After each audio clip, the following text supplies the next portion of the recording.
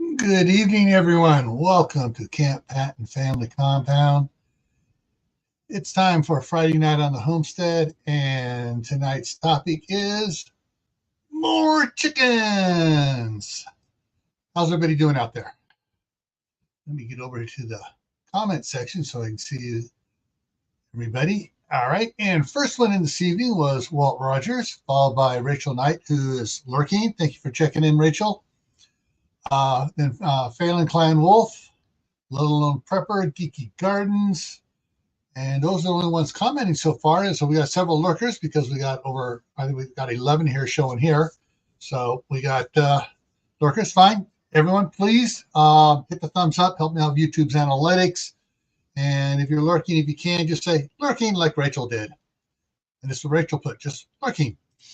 All righty, let's see here. So, where to begin here before I jump into here? I want to give people a few more minutes to get in here. Oh, the wind up here is insane right now. You may at times you may not hear it sounds like a freight train going by or just a general roar in the background. That's the wind blowing. I mean, it is blowing so bad out here. The trees are bending over, branches are breaking off the cottonwoods. Branches are breaking off, whatever these ones are in the back here that we're working on getting removed. Yeah, the poplars, the Lombardy poplars we put in, are and just kind of going with it there. Yeah, Glenn with How to Gardens in the house now, and so yeah, I had grandkids over here, so I was getting a little bonkers there trying to get everything set up here. I forgot to invite Courtney for just a little while ago. I sent her the link on her Facebook Messenger on Facebook. Hopefully she can make it in here because she knows more about chickens than most people I know, other than my mom, who's no longer with us though. But hey, all right, Kaylin Strain's in the house. So why the topic of more chickens? Well, one of the things in trying to figure out what we want to have here livestock wise, having raised cattle before, I wanted to go with cattle, but it's one of those things that here, raising cattle here is a lot different than raising cattle in Arizona and California. Even in Arizona where we had snow, the snow wasn't that heavy and the cows were always grazing out there and finding something to eat. Very rarely did the cattle need to be take bales of hay out there and feed them. California, never. All right, we're just going to move them to the other pasture over here for the next 2 months. All right, now we're going to move them over to this pasture over here for the next 2 months. No big deal. Pigs, I love bacon. I love pork chops. I love stuffed pork chops. But cleaning out the pig pen area when we bought the place, it's like, okay, we're not raising pigs. I don't care. Too stinky, too messy. And even though we never smelled it across the street, it was just, one of those things. Chickens, my mom had chickens from the day I was born, even before. And so that's one of the things we're looking at. My daughter has chickens over there. She has 3 types right now. Her main flock is Rhode Island Reds. She has 5 or 6 white Cornish cross neat birds. And then she has 3 or 4 Buffingtons. And the Rhode Island Reds are a mixed breed. They can be either she gets eggs from, a lot of eggs from, but they also can be used for a meat bird. The Cornish, the white Cornish cross, definitely meat bird, 6 weeks, 8 weeks at max, butcher them. The Buffingtons, she's never had before. She's trying them out. She's going to see what they are. We had Rhode Island Reds when I was growing up. We also had a bunch of Bantams, and I can't remember the other ones that were that my mom had out there. They look more like Leghorns, but when we were growing up, so it's even the Banties lay decent sized eggs. So anyway, so let's get into this here. Let's go ahead and bring that up full size and take a look here. The chicken whisperer is not with us, but breeds. There are a lot of breeds of chickens to choose from. And I'll pull up, depending where you go out, you keep on getting different ones included in this list, and they're included in that list. And so there are a lot of different ones. And of course, the people that put up the list have their favorites of them. And so trying to figure out what is the best chicken you're going to have is you need to ask around for the area you're in. And you got to figure out, experiment with them. Like my daughter's experimenting with the Buffingtons this year. It also depends where you live. Are you in the city? Are you in the suburbs? Are you rural? Are you country? When I say country, I mean it's a lot. It's there's rural and then there's country. City, city areas. When I'm thinking city, I'm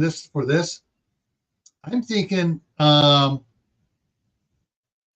more than just your suburbs. Your general city suburbs. I'm talking where you got apartment buildings here, you got that there, but you still have some of the housing tracts and stuff there that are close into the city. Where the housing tract properties are, quarter acre at the most, 1/5 acre most likely. Sorry, I'm getting thirsty. Suburbs is where you have quarter, 1/3 acres. If you're lucky, if you're not buying into a suburb that was built by a money-hungry, well, that's going to sound racist if I say that.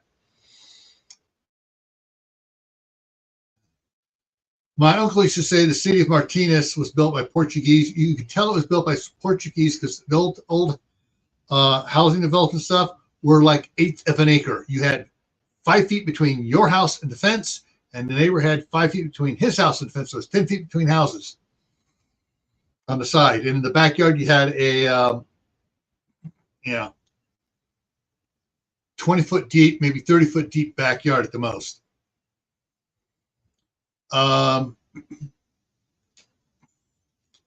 So suburbs, city and suburbs, some intermingle a little bit, and it's basically a transition from the apartments out to the suburbs. There's an area in there that's kind of depends who you are. People claim that it's one, others claim it's the other. So something to consider about those rural. Even though, quote, I'm in a city here, this is called rural because most of the properties here are 1 acre lots, and we're inside the city limits. I own the biggest property in the city. It's the 5-acre lot across the street. But just about a lot of people here have chickens. And only the ones that don't complain about the chickens that others have. And it's like, hey, you want to live here? You get chickens. You don't want chickens? Move into Shelley or Blackfoot or Idaho Falls. And country is the ones that are another 20 minutes towards the mountains. They're out there. Some of them are going full on off grid out there. They usually have 10, 20, 30 acres or more. and each one has its problems. City and suburbs, you got rats. Yeah, I'm going to say it flat out. You got rats. All right, Jay is in the house. Chipper66 is here. Tammy Harder's here. And yeah, okay. Even in Martinez, when we were living there back in the 60s, we were considered rural because we had an acre and a quarter. Next person next to an acre and a quarter. Person on the other side had 10.5 acres. Person on the other side of the acre and a quarter had 5 acres. You know, we were out there, but the grocery store was walking distance away. So yeah, but the problem we had there is during the late 50s, Port Chicago, a ship came in and it had a lot of Norwegian wharf rats on it. And the entire county has been fighting a war against the Norwegian wharf rats since then. And the Norwegian wharf rats played heck on my sister's she bred pigeons and on my mom's chickens. And yeah, it was sometimes my uncle would come out just because he liked shooting his 22 rifle, and he'd go sit down in the pigeon coop with a remote string tied up to the light switch. He'd sit over in the one corner, and when you hear noise, he had it hooked up so he could do it with his foot. He'd have his rifle up and turn the light on, and pap, pap, pap, take rats out. So that's a problem for cities. And believe it or not, cities have another problem called possums and raccoons. And I'm talking, downtown cities. The Bank of America data center in Concord. Let me change this around here. Bring that this way. Yeah, the Bank of America data center in Concord. We had a raccoon problem out there. I mean, they come all around. They come across all the lawns and stuff, and they'd be digging stuff up. And the possums come out and be digging stuff up.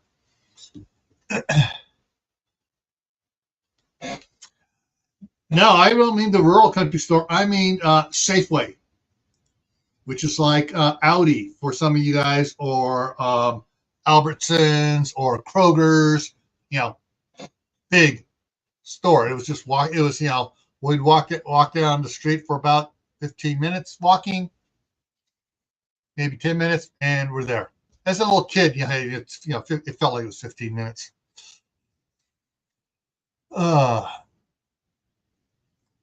Yeah, and that's the thing is a lot of these things, the possums, the raccoons, the rats love in the cities. And if they smell chickens, they're going to go, "Oh, let's go get some fresh meat." Suburbs have similar problems with the same animals and stuff. You get out rural, you start picking up. You get more snakes and stuff that if you're in that type of area, they'll try to get in there.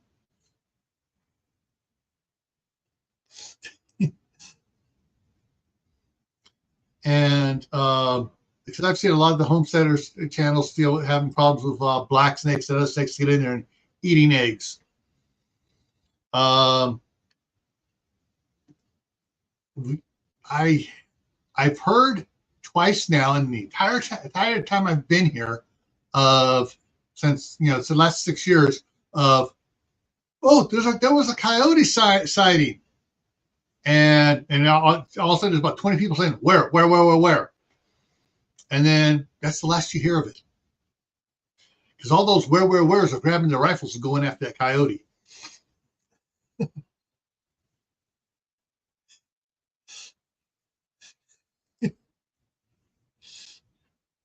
I thought that was more along the lines of the polecats. And that's the other thing, skunks too. Skunks. Suburban areas have, suburban rural countries, skunks and stuff. Even here, rural as we are, sometimes there are some problems with the the cougars / mountain lions / whatever you want to call the cats, bobcats and stuff like that, going after chickens and rabbits and animals like that.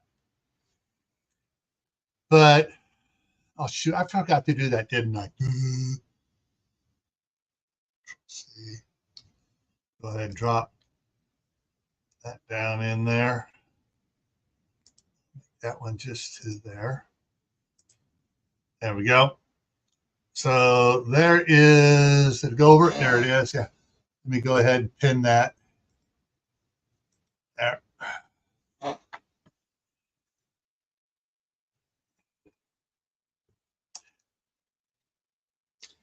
Yeah, it's a mating season for the skunks around here too.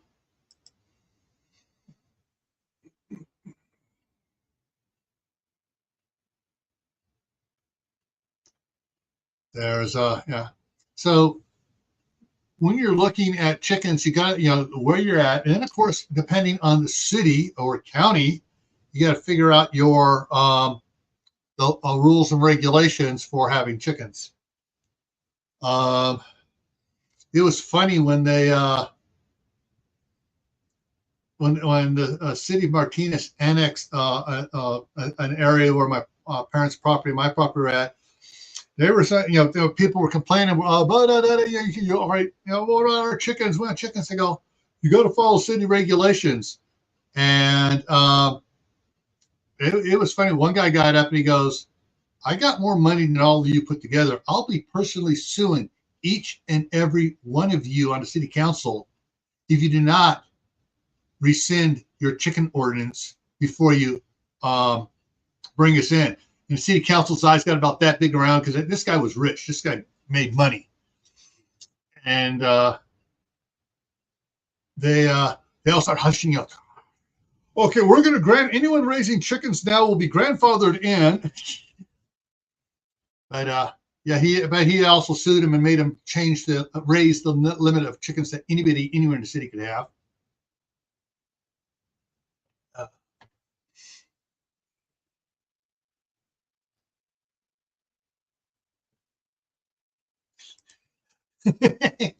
The skunk can't fire with their hind legs off the ground.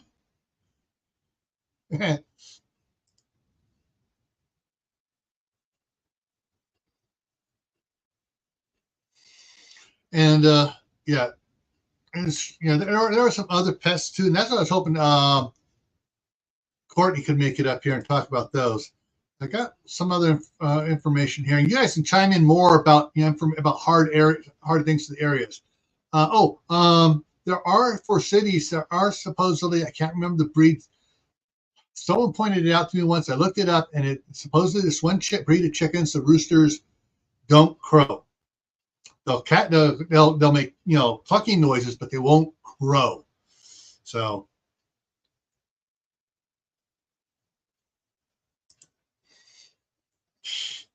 just don't let anybody start to raise Canadian. My wife, the staff sergeant, they had geese at their place. In fact, they still had geese when she and I got married. I think they had 4 geese. But yeah,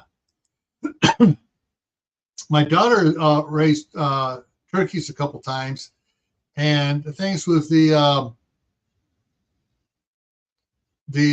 Cornish cross got almost as big as the turkeys when she let them go too long. So, and I know Courtney has both turkeys and chickens. Let's see what else. Oh, eggs. Why is that eggs here? Oh, processing. Oh, things to consider. Raising eggs.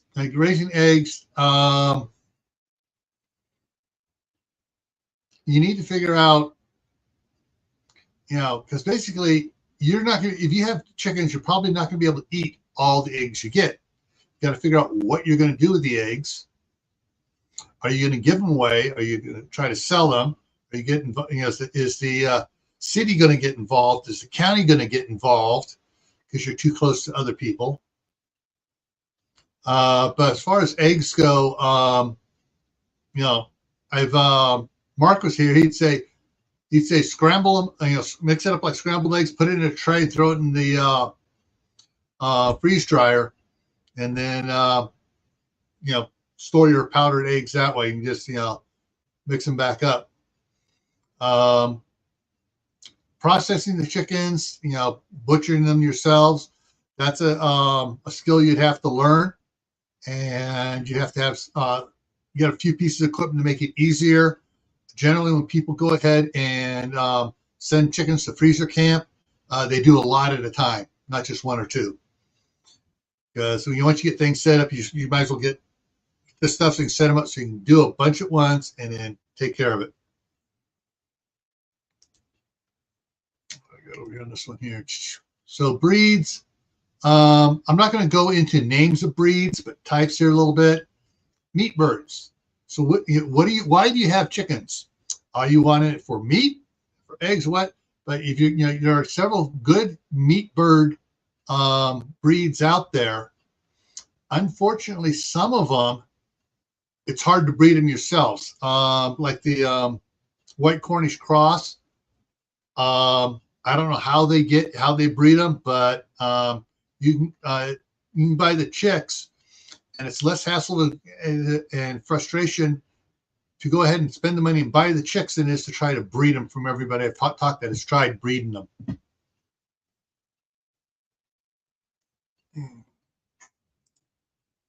Then there are just the egg layers. The egg layers, the meat-only birds don't lay many eggs at all, hardly, or they don't lay at all, or they're very difficult to get them to lay. Egg layers lay eggs, and sometimes they don't make the best meat birds. Sean has them that are acclimatized for that. So does Darren Cole. Thorhaven they have chickens up there too that are acclimated for that. I always enjoy the people that are going to get into more self-sustenance and talk about raising animals.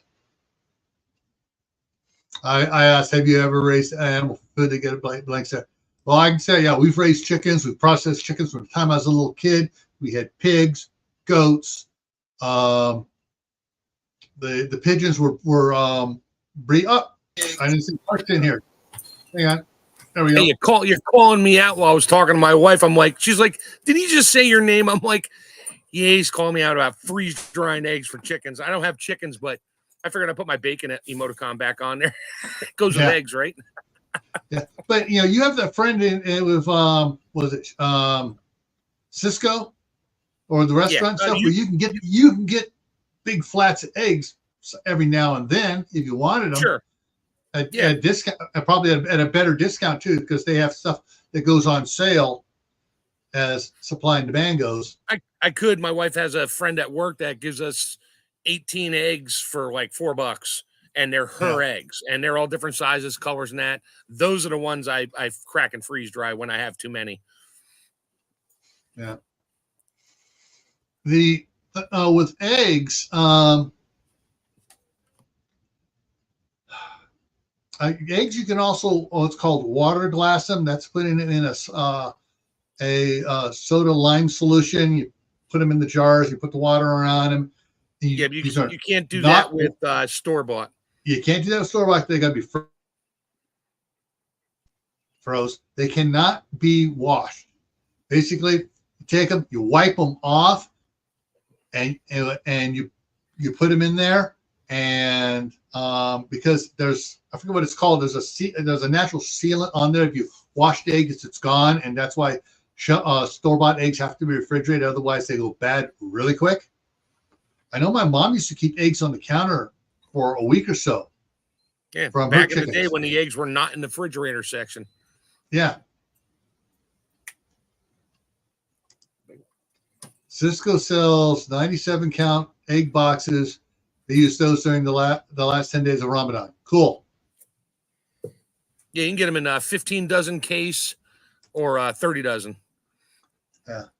Depends on what you want to pay. And I know at Sam's Club, they have a flat of it. Usually it's 3 of these flats that are square. yeah, And I think it's like it's 6 dozen.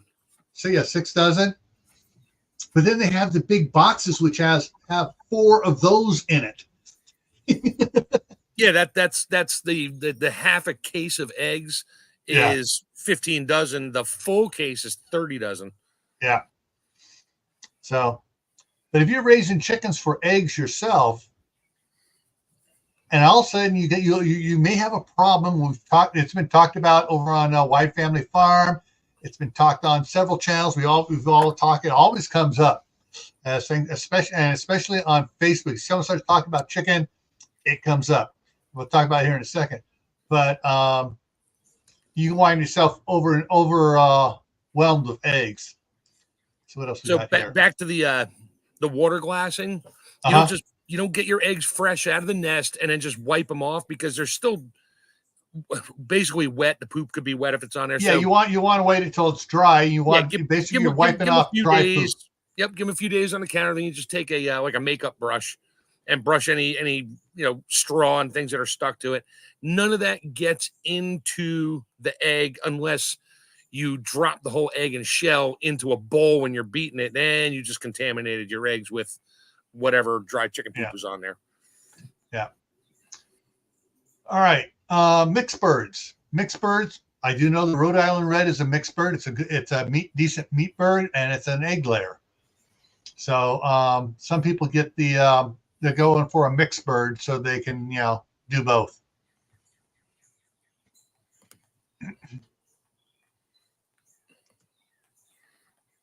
So Chris and Laura have piglets now. Yeah. Oh, if anybody had any suggestions, but I just thought of something else. Chickens also,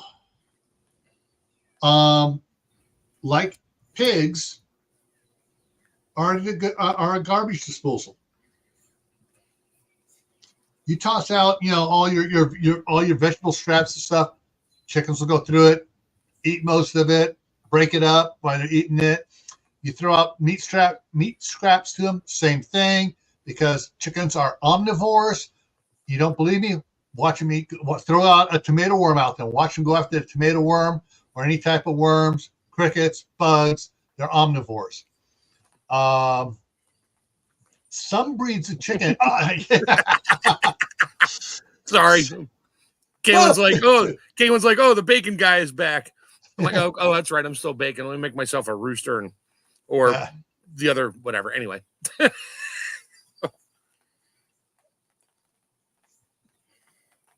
Yes, Tammy, that is very true. The reason why ours are in the it's a marketing thing is what happened with in America here.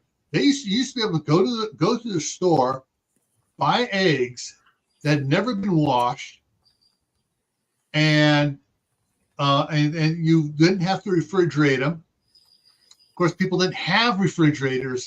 Then they may have an ice box, and they get a big block of ice from the guy, and you definitely didn't leave that open. You opened it up, took it out, and closed it. And a lot of the ice boxes were actually set up to work like a chest freezer. The ice was in there. You had the stuff sitting down in there. But just had a squirrel moment. All right.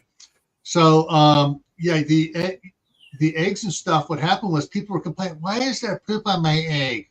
People that had never been in the country didn't know about chickens, didn't know where the egg comes out at.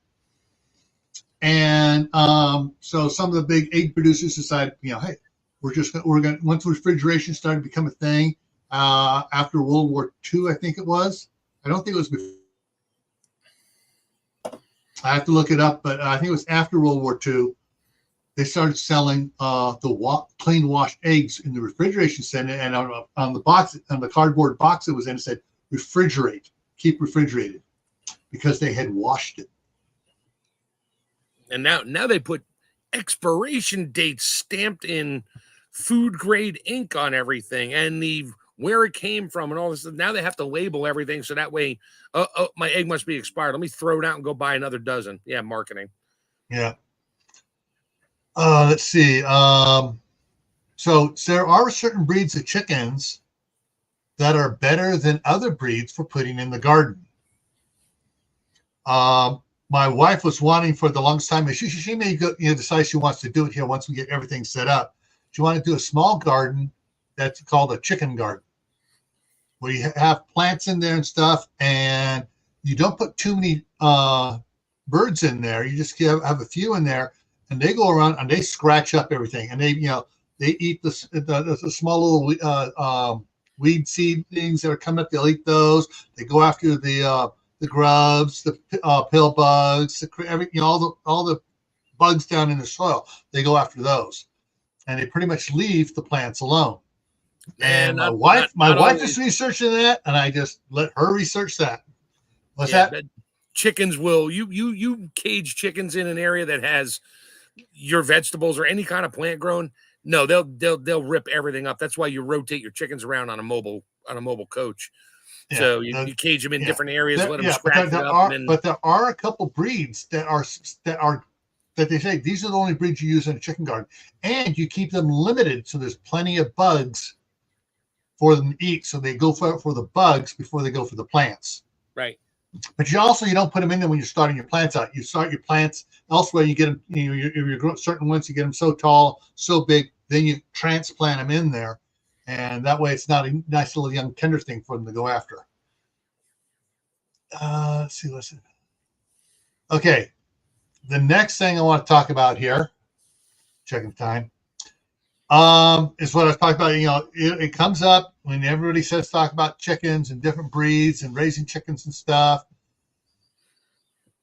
And it's on the Facebook. It comes up. Everyone starts talking about chicken math. And chicken math is the thing. Unless you have and even then, if you do this, you have them in a small chicken coop where the only thing they eat is what you feed them in the pot, your chicken mash that you feed them and stuff. That's all they eat. They don't get anything. They don't scratch in the dirt and anything else. And so they have no place to lay their eggs, but in their chicken boxes, their laying boxes. That's one thing. But like my daughter, she has hers in a run out there, and she has the chicken boxes. She gets a couple of them to hop over the fence, and they walk around, eating. They go after the bugs. Some of the others are a little too lazy to hop over the 10-foot high fence. But these are the ones that fly up and sit around, look around, and they hop down and they go after stuff. Well, they like to find spots outside of the chicken boxes to lay eggs. And we have found caches of eggs. It's like, okay, these are all going in the compost pile. We don't know how old they are, how long they've been there. Were these here from 6 months ago? Yeah. Because the hens just lay them and they don't sit on them. I mean, one time we found there were like 18 eggs in the one nest. Generally a chicken will stop laying eggs. If they have that many, they'll stop and they'll start sitting. But I have a feeling that 2 or 3 of them are going in there taking. I mean, they were all deposited in this one big nest and waiting for one of the others to sit on it. But and that's the thing too. Going back here, like you said, Mark, and Ken put out the name for the chicken tractor. Chicken tractor. Yep. If you have enough land and you have a chicken tractor, there are plenty of designs for them on YouTube and stuff. People making them and experimenting, and some will say, "Oh, this is the one I built," and then about 6 months later, okay, we're rebuilding it because we found problems that one we built last time, so we're making it better this time, so it's better for us. And so they different ones. Some of the ones I've seen, they're probably pretty good. They built them on. They used them as built a skid, and they used 4-inch PVC pipe, and then the lead end on it. They put a 45-degree bend on. So it has so the 45-degree has a thing on it. So as it runs, it'll go over any bumps and stuff and dig into the soil. Other people have wheels on it. Some with wheels on it have it so it's always sitting about an inch or two above the soil or the grass. So as you're pulling around, some of them have it where it has like in Home Depot and Lowe's, those big ladders they have up there for the employees to use, and they have that little foot pedal. They push on it, lifts it up, so they roll it around. They push the button again, it drops back down. Some set their wheels thing to work like that, either with a lever or however, so they can move them around.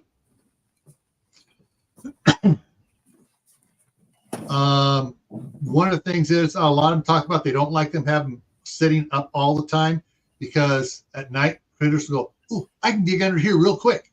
Mm-hmm. If you can get your hands on one of those metal chain link fence dog runs, you can bracket and bolt those together hard, and even put a top on it to keep other hawks and stuff out of it.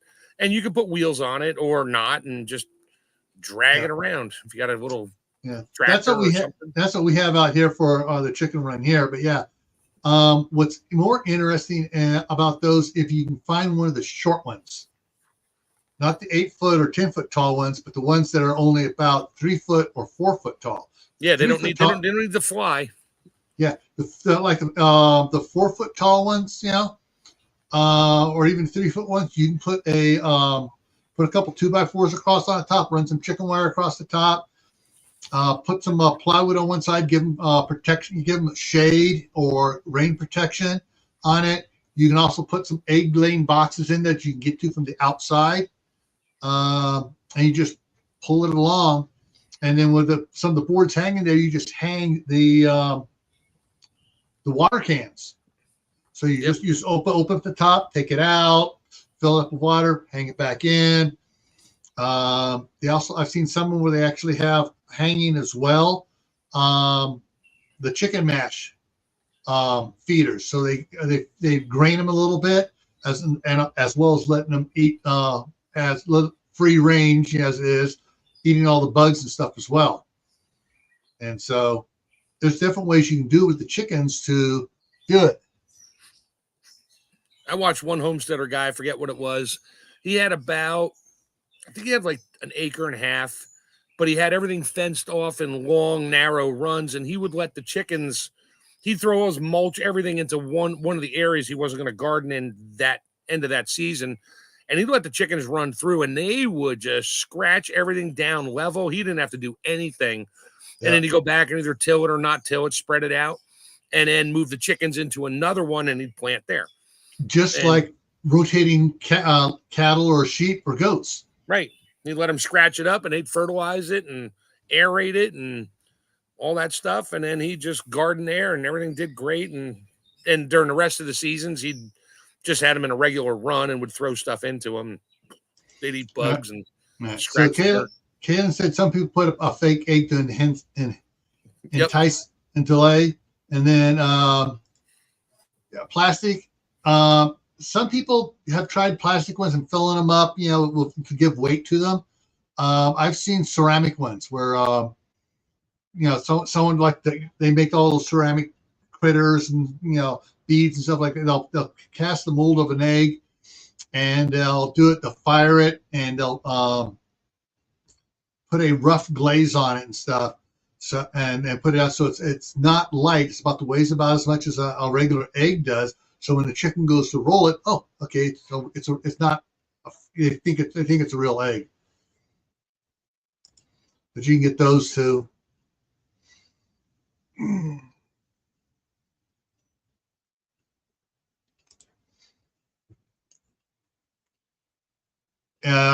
She's talking again about Chris and Laura at Hedgehog's Homestead. They got I think their property was 160 acres when they bought it, something like that, and they sold some off to his brother, and they still got a lot of land out there. The thing is, how much do you have? How many chickens do you want? meat or eggs or mix. How much work are you going to be willing to put into it every day? You need to go out and check on the chickens every day. Even if you don't have to do anything, you go out to check the water, you check the grain feeder. You check the grain feeder, you check everything, make sure that nothing has gone wrong. And that way, you inspect it, check everything. You want to be around the chickens often. The more you're around the chickens out there, the more used they are to you, and the less they're going to freak out when you like try to go in and collect eggs. If you're out there, if you go out there, you pet them and stuff. I had a rooster as a little kid, would ride around on my shoulder. I mean, I'd go out there, take him out of his cage, put him on my shoulder, and for the next 4 or 5 hours, I'm going around out of the property. He's riding on my shoulder. He'd hop off, scratch, poop, hop back up. He was cool. That I don't know who had trained him. Some guy drove by and gave him to me, but that chicken would not poop on my shirt. I loved it. My mom loved it. He would hop off to do his stuff. But and if you have them in a chicken tractor, you want to make sure the chicken tractor is easy enough to move by one person. If you happen to have a ride-on mower that has one of those little pin things on it for a little trailer, you can run a bar back or a rope back to the tractor and use that to pull it around with. Just don't go too fast. Yeah, you don't want to go too fast. You want to go, just idle it along just a little bit so the chicken doesn't get caught under there. It's like you'll get a dumb chicken over there. Oh, wait a minute. There's a worm there. I'm going to get it. And you're trying to get it before the chicken tractor moves past it. But there are things to look at also when you're raising chickens and you're raising meat birds specifically, or any chicks trying to grow fast.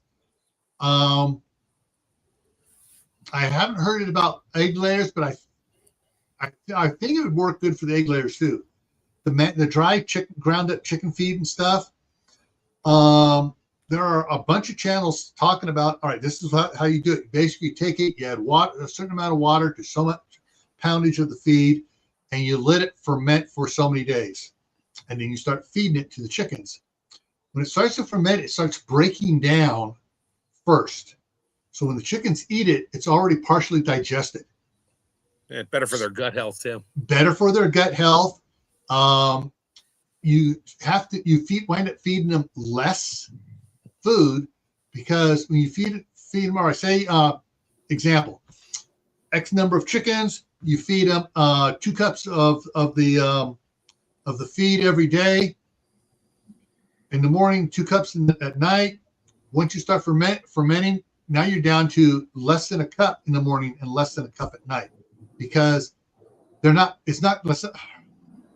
Okay, what's that? The thing about the goose, like crap through a goose. Same thing with chickens. If they're eating stuff that's not easy for them to digest, it just goes right on through. And so they can be eating all this food and it's going right out the other end, and they're not getting any nutrition from it. They're not getting anything to help them grow. So they're eating more than what they should be. And if you feed them the stuff that started to ferment a little bit, then it's breaking down already, they use more of it, if not all of it. So they're not as hungry, because their stomach is processing it and not just shooting it right on through. That's something they realize is non-processable. Processable.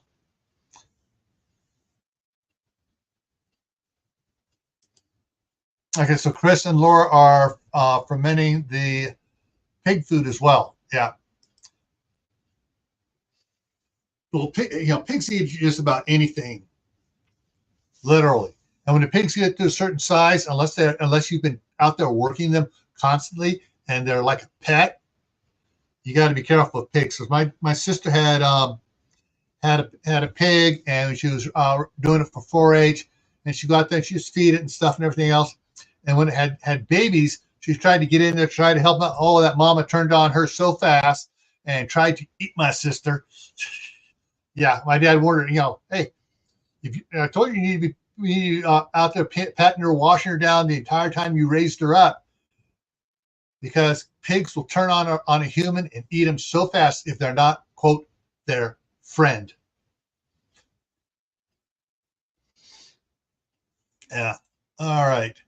What else about chickens here? Side chat. What else about chickens? What do you guys know about chickens that I haven't covered? Oh, the fences, the electric fences. Hang on, let me get this down over here, out of the way. A lot of channels are talking about it. Some nights, so you're having problems with it. Oh, gotta get it right. Poultry.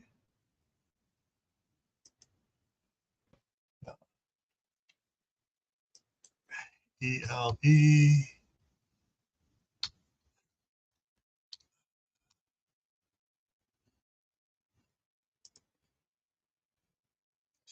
Okay, here we go. I know I've showed this before.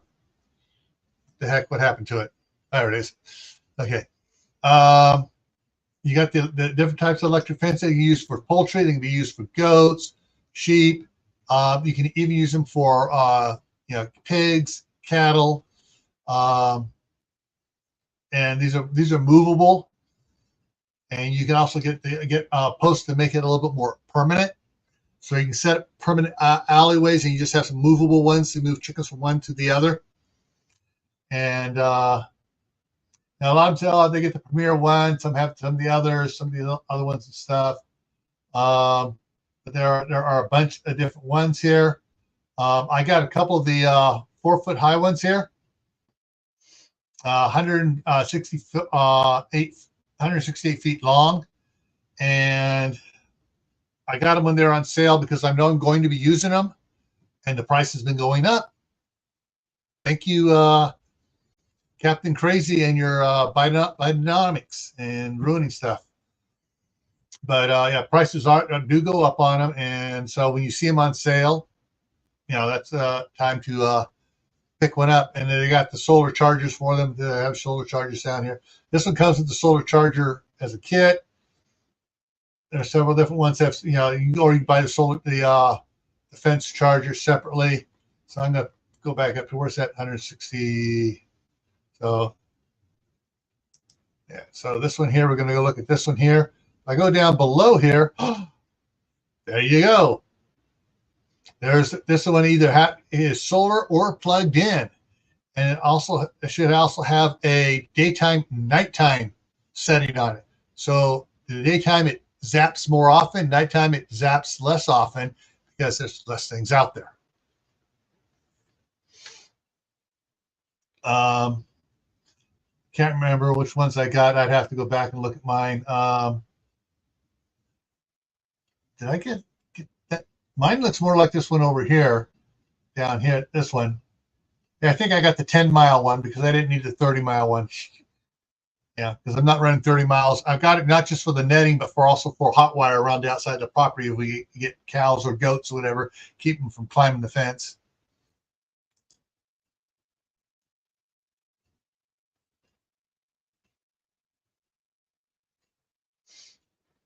Yeah. Yeah, so these things can be hooked up to multiple things, like the 30-mile one. So you can hook up the fence to the portable fence. You can also have another lead wire going over to the hot wire around the property.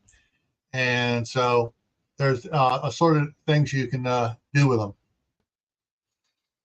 So, Mark. Yeah, sorry.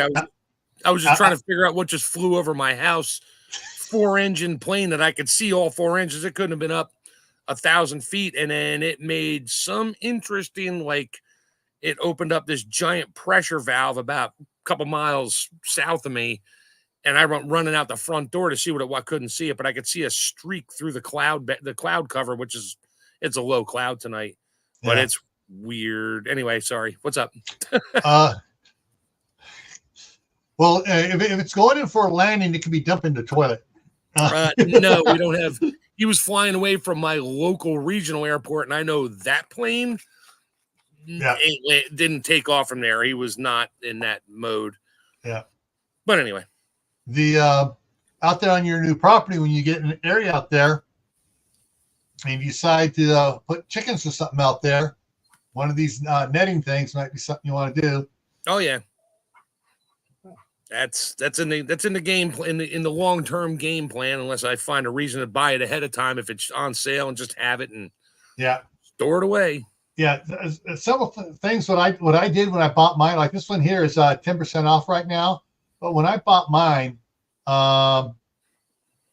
actually, let me go ahead and look at it. Orders. Yes, I had my stuff come today. Yes, I'm going to be doing some reviews on some of these things here coming up here. Fence. Search orders. Snow fence. Yeah, so the admin one, a 10-mile one, is the one that I got. Geez, 10 miles. Yeah, that's if you run the wire and you run it around your property. Right. And some people don't just put one on the top; they'll put one down near the bottom to keep the horses and cows from pushing at the bottom of the fence and the pigs from pushing at it. Yep. And I'll put another one in the middle, around top, middle, and bottom. Keep the cows and horses away from the fence. Regular fence. Put in an 8-foot fence, keep the deer from jumping in. All right, let's try. It's not coming up with this one here because I know I got it. Maybe they had it as netting.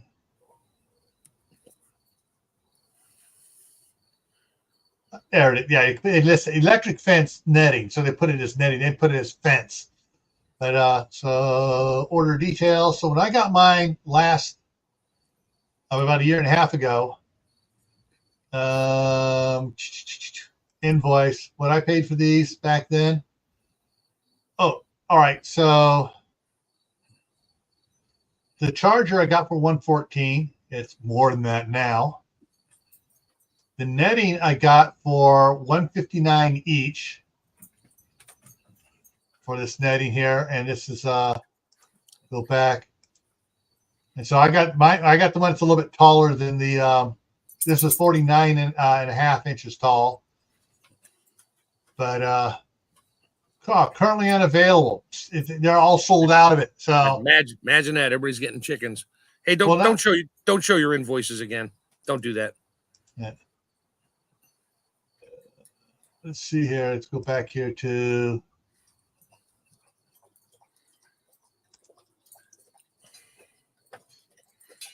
Yeah, so I paid $150. Thanks, Tammy.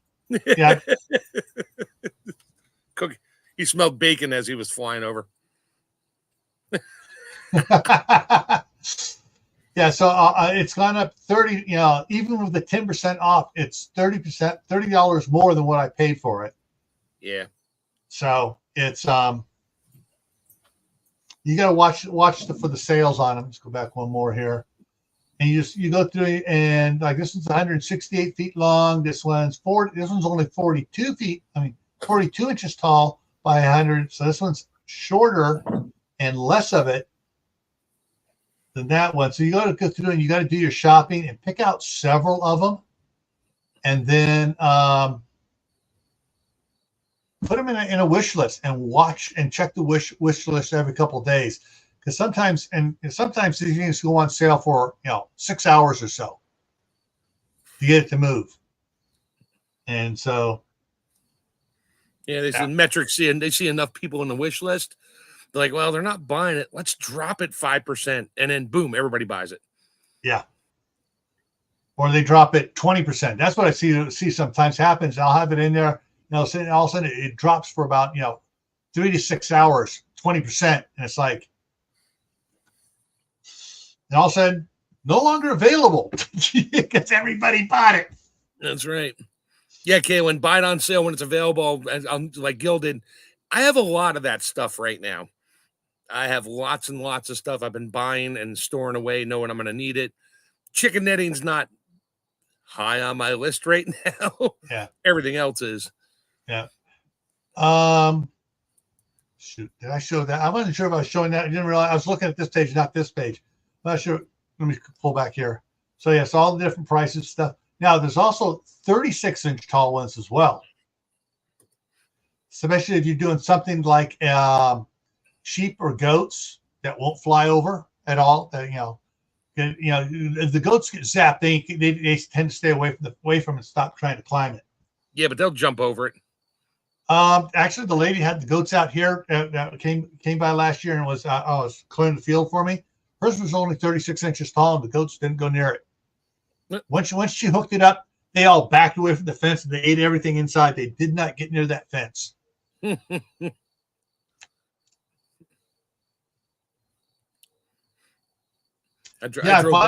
bought it, because we were thinking about maybe this year we might get some goats of our own to put out there or something, or some sheep. And the price, it's like, all right, it's and so got it, and then we have it here. We need it. If I need to, I can put it from the one fence around to the driveway to the house, and that way the grandkids in their backyard, they can't get out. They got to stay in our backyard. Nice. I drove by one of those big solar farms yesterday that all the farmers are selling their land and they're putting up solar farms. And one of them finally, instead of getting the lawnmowers out, there must have been 100 goats, because it's like a 10-acre area. It's huge. And I drove by. I'm like, what is that? There were goats everywhere. So they do have a program around here. You could literally rent a goat. Yeah, and they'll come put the fence up. They charge you for it, and they will eat everything. And then they come take the goats away. You save money on bush hogging and sharpening blades and stuff, and stickers in your fingers. That was a big thing in California, and I think it was last year, maybe the year before. What, they ended because it was contributing to global warming with the goat? No. The demon rat saw it as a tax revenue they were missing out on. Oh, jeez. Even though people were reporting their income and stuff, they wanted to tax them more. Mm-hmm.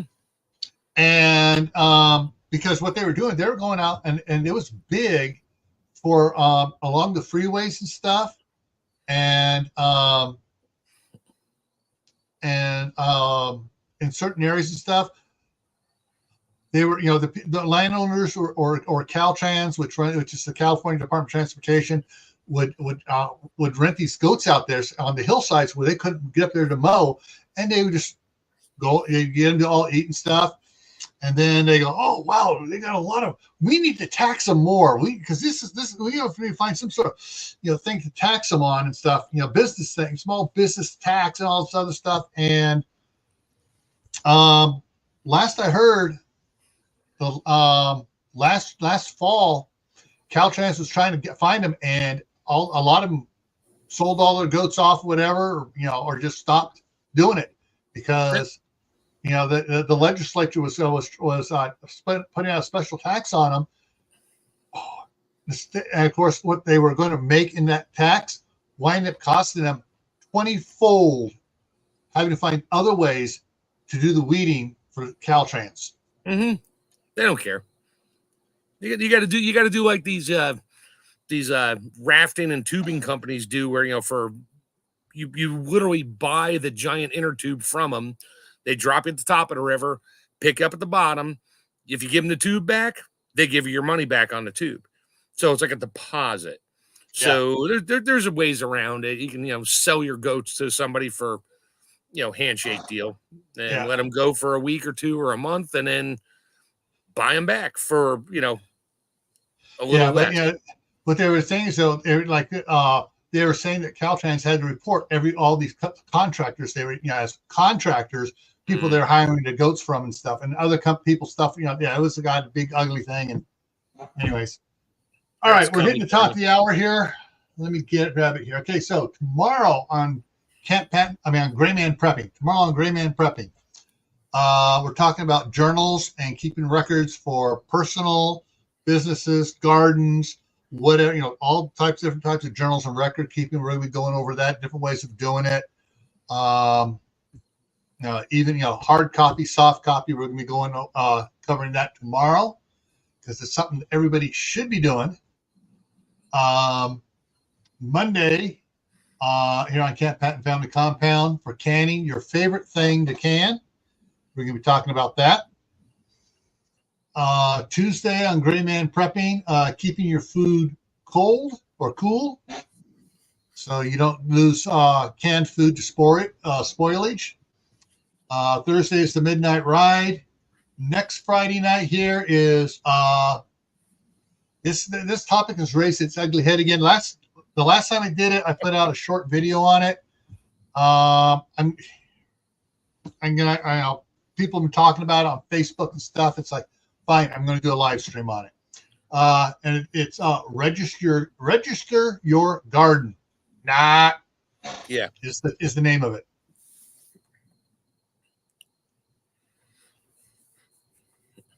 And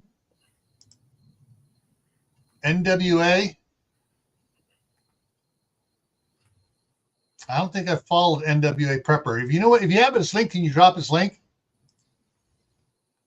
There's so many prepper channels I follow and stuff that I wouldn't have, if I followed them all, I need to clone myself and just be here 26/8 following it. So anyway, that's what's coming up here. He's in Washington now. Yeah, I would get out of Washington too. Washington's got some really stupid laws up there. For those that missed it, the state of Washington is the only state in the union that says you can't get married at 18 without your parents' permission. You have to be 21 to get married without your parents' permission. Okay. The age of consent to sex is 21. Yeah. But you can vote at 18. But yeah, and you can join the military at 17 if you have your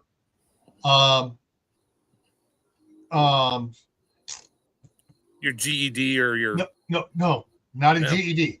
Has to be a diploma. A diploma, that's what I meant. Sorry. Yeah. Of course, then parents can't have to sign too, but